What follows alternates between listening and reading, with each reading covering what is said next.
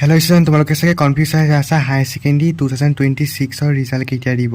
যিহেতু মামাই কৈছে কি 20 এপ্ৰিলৰ আগতে দিব হায়াৰ ছেকেণ্ডেৰী ৰিজাল্ট আৰু 10 এপ্ৰিলৰ পিছত দিব মেট্ৰিকৰ ৰিজাল্ট। গতিকে সঁচাই 20 এপ্ৰিলৰ আগত কোনটো ডেটত দিব একজেক্ট ডেটটো আমি এই ভিডিঅ'টোত ক'বলৈ গৈ আছোঁ। তোমালোকে অকণো স্কিপ নকৰাকৈ এই ভিডিঅ'টো আৰম্ভণিৰ পৰা শেষলৈকে চাই থাকা। এই ভিডিঅ'টো গতিটো ইম্পৰ্টেণ্ট হ'বলৈ গৈ আছে আৰু এই ভিডিঅ'টোত সকলো তথ্য তোমালোকে গম পাবা। যি নজনা সকলো তথ্য এই একেটা ভিডিঅ'তে গম পাবা। গতিকে অকণো স্কিপ নকৰাকৈ ব'লাচোন ভিডিঅ'টো আমি আৰম্ভ কৰোঁ।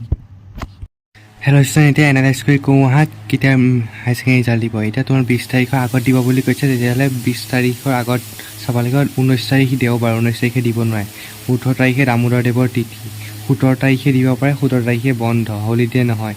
16 তাৰিখ, 15 তাৰিখ, 14 তাৰিখে নিদিয়ে, 13 তাৰিখে দিব পাৰে, 12 তাৰিখে নিদিয়ে কাৰণ 12 তাৰিখে তোমালোকৰ বন্ধ, 11 তাৰিখেও দিব পাৰে। এইকেইদিনৰ ভিতৰত তোমালোকৰ দিব পাৰে। মানে 12-11 তোমালোকৰ মেট্ৰিকৰ দিব, সেইকাৰণে তোমালোকৰ 17 তাৰিখে দিব পাৰে, 17 নহ'লে 13 তাৰিখে।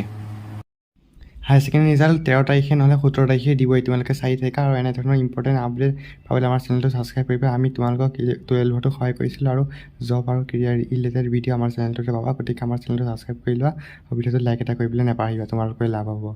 আৰু সকলোতকৈ আগতীয়াকৈ আমাৰ আপডেট পাবলৈ আমাৰ হোৱাটছআপ চেনেলটো ফ'ল' কৰিবা, লিংক পিন কমেণ্টত আছে।